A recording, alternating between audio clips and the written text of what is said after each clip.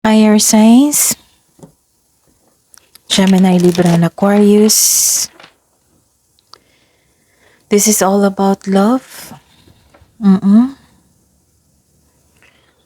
Welcome po sa ating channel at ito ay inyong Daily Gabay Tarot reading for June 20, 2024. Para po ito sa lahat ng single, kay crush, sa may relasyon, buhay mag-asawa, friends connection, and family. Please be reminded kung naka-resonate kayo, comment down. Kung hindi kayo naka-resonate, ibigay niyo po sa iba kasi channel reading po ito. Please like, subscribe, and click bell button for notification para updated po kayo sa daily tarot love reading natin. Maraming salamat po.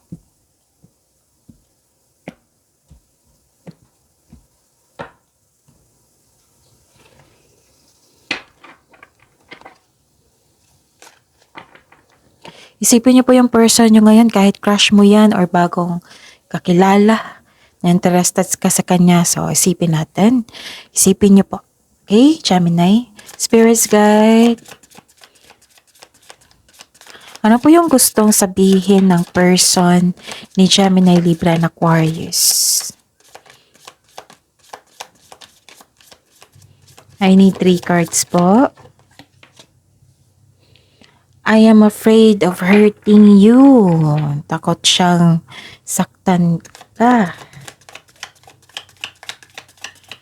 Bakit niya iniisip ito? So, ayun. Ano pa ang gusto niya sabihin kay Gemini, Libra, and Aquarius? Ayun, June 20.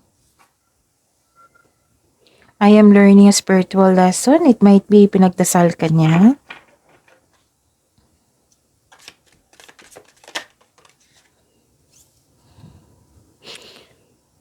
I feel empty without you. I see. So, ayun. This person empty. Felt empty kung wala kayong connection. Kung hindi kanya kausap. Kung hindi kanya kasama. And I'm afraid of hurting you, sabi niya. Pinagdasal niya na magkaayos kayo, nakausap kayo, magkaroon kayo ng connection. So, yan. Spirits guide.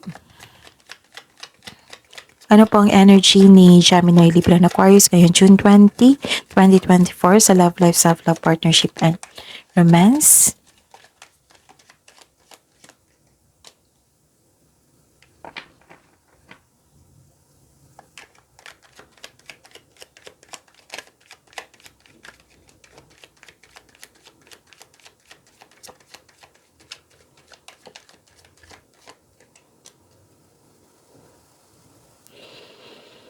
Okay. May nakita ko ditong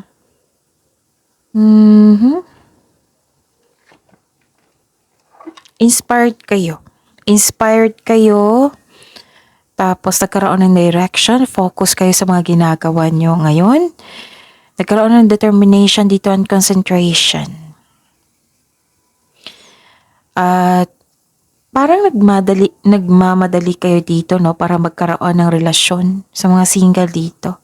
Pero ang sabi po ng card dito na kailangan nyo daw na napiliin at pag-isipan ng mabuti. Yung magkaroon ng vision for the future para magkaroon kayo ng healthy relationship soon.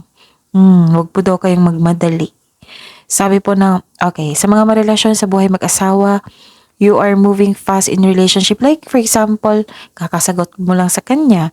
Or like, for example, minamadali niyo yung plano niyo para magkaroon ng ganap sa inyong relasyon. Steady lang po daw. Huwag niyo daw madaliin. Sabi po ng card niyo. Relax lang. Okay? Pwedeng umuwi kayo ngayon, no? Kasi may umuwi. May nakita kong umuwi or nag-travel. Gusto mo magkaroon ng ganap? And may nakita ko ditong nagkaroon ng recovery. Siguro hindi maganda ang mood mo the other day. At ngayon nagkaroon ng recovery. Yes, this is freedom po. Okay? So, ayun. Ano pa? Spirits guys, ano po yung challenge na ma-overcome ni Gemini, Libra, and Aquarius sa love life nila, self-love, partnership, and romance?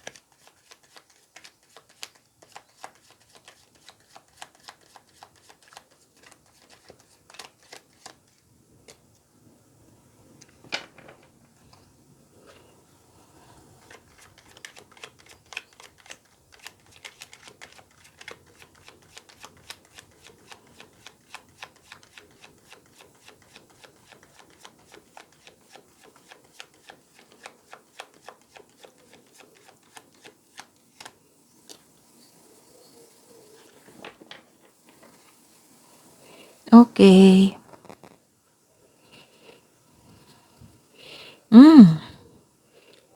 So, challenges na ma-overcome nyo ito ha, Gemini, Libra, and Aquarius.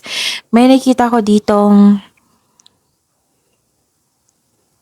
nag-iingat kayo sa taong manloloko or self-centered na tao. This is a sign na may inisip kayo na isang tao na toxic po, na ayaw makinig. Yun. At, palagay naman kayo dito, nanindigan din kayo, naging honest din kayo sa inyong sarili. Nagbigay din kayo ng tiwala. Kahit ayaw makinig, no? Oo, nakikita ko dito. Parang may iniiwasan ka. Basta Gemini, Libra, and Aquarius, naging honest kayo sa inyong sarili ngayon. Tapos, yung ayaw nyo nang maulit yung nakaraan. Ganun. Sinisiguro nyo talaga naging wiser kayo ngayon. Isipin nyo po yung person nyo ngayon. Spirit's guide person po ni Gemini, Libra, and Aquarius. Kamusta po ang feelings niya? Sa person po ni Gemini, Libra, and Aquarius ngayon June 20, 2024.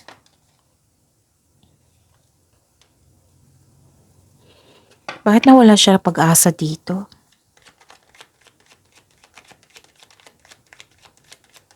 Hopeless po siya.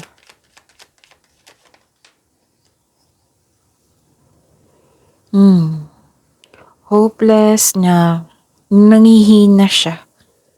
Kaya nga, nangihina siya kasi this person felt empty kung wala ka. Meaning, na-miss ka niya. Pero may feeling siya dito na nagkaroon siya ng lack of self-confidence. Nawalan siya ng tiwala sa kanyang sarili. Bakit naman? Yan yung feelings niya ngayon. Yung nagkaroon ng loss of faith, disconnection sa inyo, disappointed siya, pessimism, nag-iisip ng negativity, hopeless po. So, ayun. This is a clarification of your card here. And may nakita ko ditong moderation. Okay. Gusto niya magkasundo kayo. Gusto niya magkasundo kayo, magkaroon ng connection, magkasundo kayo. So, nagtiwala na siya sa divine timing po. Pinagdasal ka niya, pinagdasal niya yung connection niyo, nagtiwala siya ng divine timing. Tapos, may emotional intense siya na nangyayari sa kanya ngayon. Oo, nagtiwala siya, nagbigay siya ng tiwala sa iyo, sa inyong connection, at sa universe. Gusto niyang mag-level up kayo na may connection, bumalik yung connection, pagkakaisa. Kasi may nakita kong pagkakaisa dito. So yun, see you tomorrow, Gemini, Libra, and Aquarius. Please like, subscribe, and click the button for notification para updated po kayo sa daily tarot reading natin. Maraming salamat po.